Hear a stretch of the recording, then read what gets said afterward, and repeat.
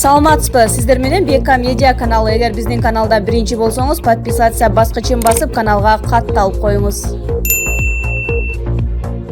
Роза Отунбаева. Атамбаев өзүнүн саясий бечелдигин көрсөтүүдө. Экс-президент Роза Отунбаева мурдагы президент Алмазбек Атамбаевдин кол тийбестигинин алынышы тууралуу билдирүү таратты. Отунбаева бул процессте 2016 жылдын ноябрь айындагы Жогорку Кеңештин Атамекен фракциясы лидери Ырбек Чекебаевдин президент Атамбаевга импичмент жарыялоо боюнча демилгесинин логикалык уландысы катары ысбаттады. Ал ошол эле жылы депутат Канатбек Исаев да Атамбаевга кескин сын айтып чыкканын эстеп, натыйжада экөө Атамбаевдин саясий куугунтугуна алынганын белгилейт. Роза Отунбаева өз билдирүүсүндө Жогорку Кеңештин ар бир чакырылышы ар кандай сын пикирлерге кабылганын эске салып, азыркы шартта парламентте Алмазбек Атамбаев атайлап каралоо алганын кошумчалайт.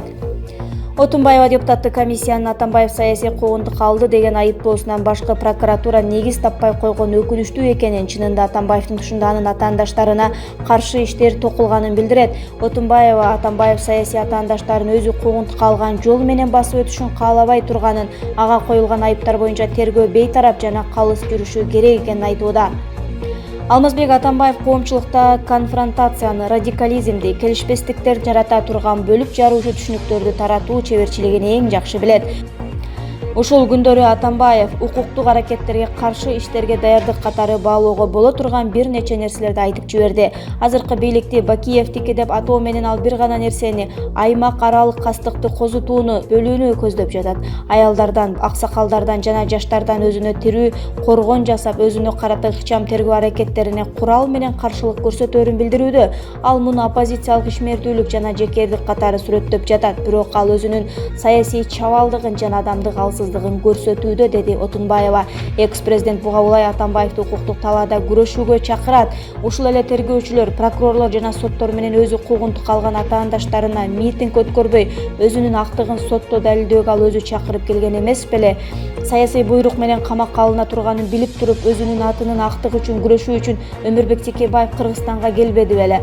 Аз күн мурдараак Армениянын президенти Роберт Кочарян 3-чү жолу камакка алынып, бирок күнөөсүн мойнуна албаганына карабай соттун чечими чыккандан кийин тергөөгө өз ыктыяры менен келди. Ал муну атаандаштары менен тарапташтарын кагыштырууну жана араң жеткен туруктуулукту бузуп алууну каалабай турганы менен түшүндүрдү. Мына саясий лидерлердин жоопкерчилиги жана инсандын духунун бекемдиги. Алмазбек Атамбаев ушул саясатчыларды үлгү тутуп, өзүндөгү коомго болгон сый мамилени ойготсо болмок. Ошондо коом дагы ага карата кылмыш ишин жарандык көзөмөлгө алмак, дейт Отунбаева. Парламент 27-июнда мурдагы президент Атамбаевди кол тийбестик укуктарынан ажыратты. Атамбаев муну демократияга балта чабуу катары баалап, тарапташтары митинг уюштурса чогуу чыга турганын билдирген. Ал 22-июнда да Кой Таш айылындагы үйүндө тарапташтары менен жолугушкан учурда сүйлөп жатып, сотко да барбай турганын, керек болсо курал менен коргоноорун жарыялаган.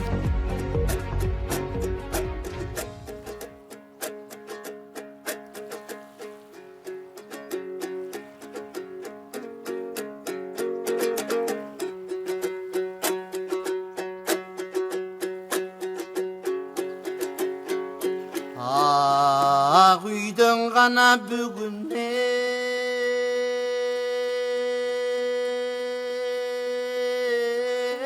пайда жок. Акындын иши ушул экен, айткандан бөлөк айда жок. Кеткенинен да пайда жок, келгенинен да пайда жок. Кең келес укпайт эл угат, бүгүнге ишти гана айтамайла жок.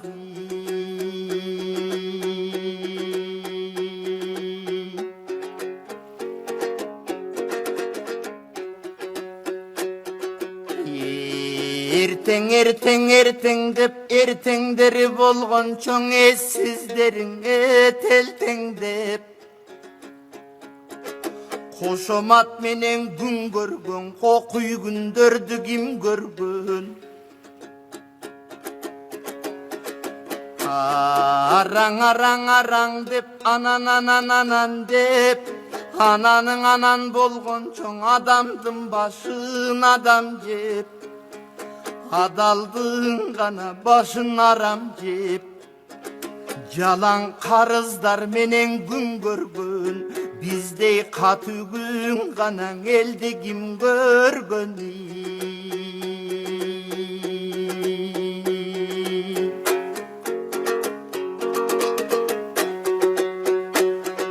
Ай көл манас урпагы, силер элди күрө койдуңар.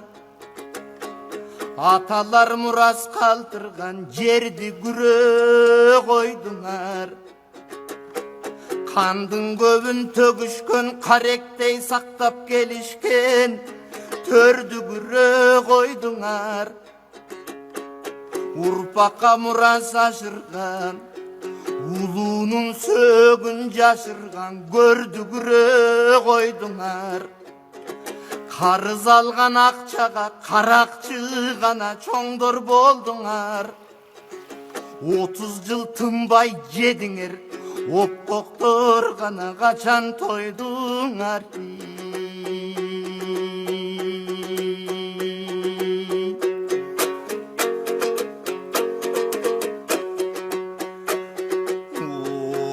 Оюлуп түшкүр чириктер, окшошуп гана алып жедиңер. 30-40 биригип топтошуп алып жедиңер. 2-ден 3-төн ырсаңдап достошуп алып жедиңер. Анан бири-бириңерге шылташып мен тазамын дедиңер. Силер кыргыз мына десең шегим бар, менимче кылымдыга бузук тегиңер.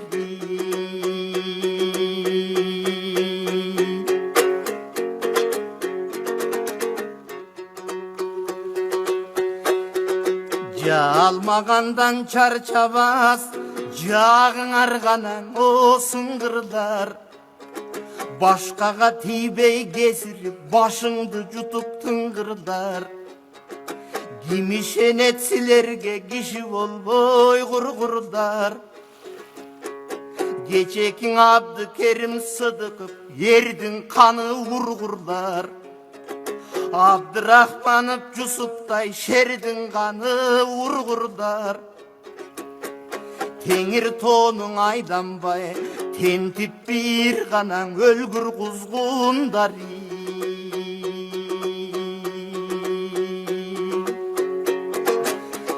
Каныбызга муң салып зилдеттиңер бетсиздер.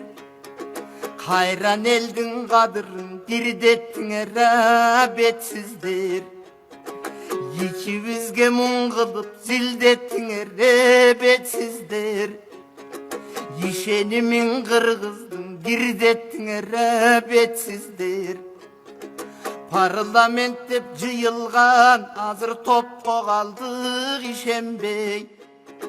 Парага көзү жайнаган сотко калдык ишенбей. Агып кирген арам пул, агып чыккан арам пул, поско калдык ишенбей. Элдин башын талаган, эки башка караган, бүгүн доско калдык ишенбей.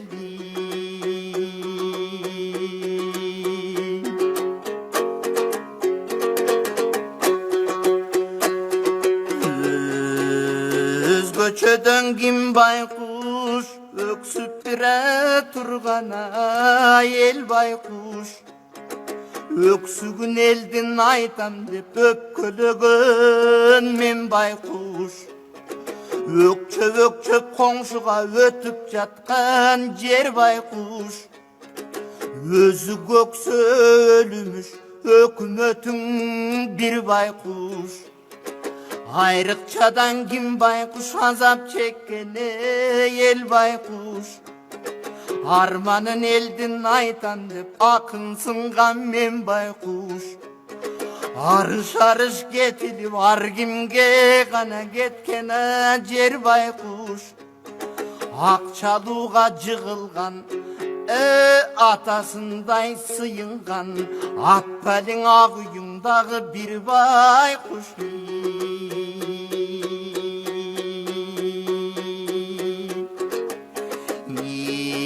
Есіңер бардан етек жап, оңолсоңор жарашмак.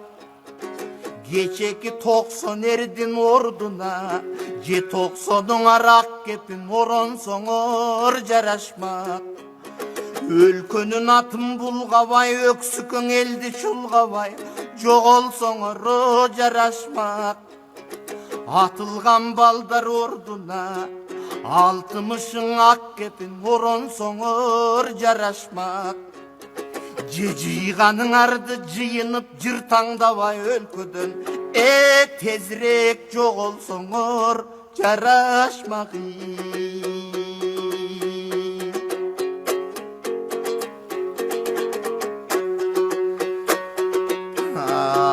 Алыстап кана сиңдиң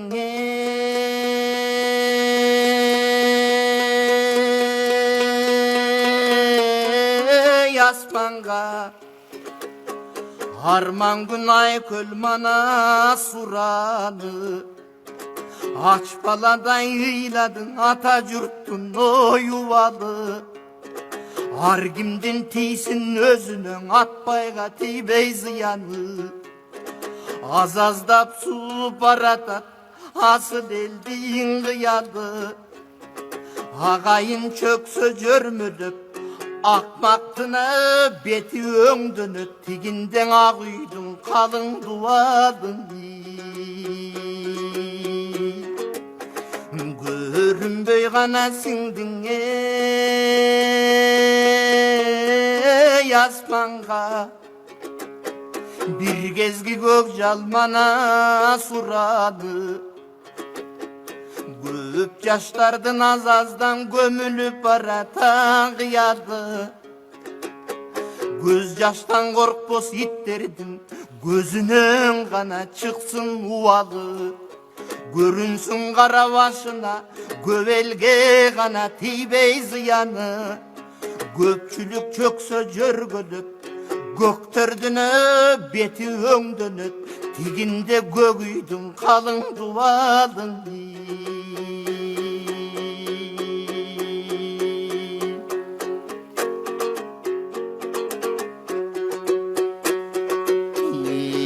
Эл үчүн гана төккөн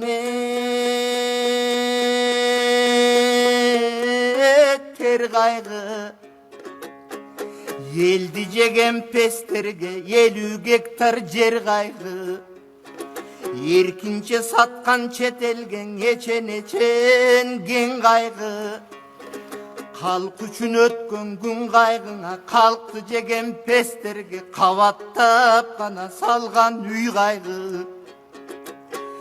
Эй жарыместер, жакында жазданасыңар топурак, акыры жан баштайсың бир жайдын.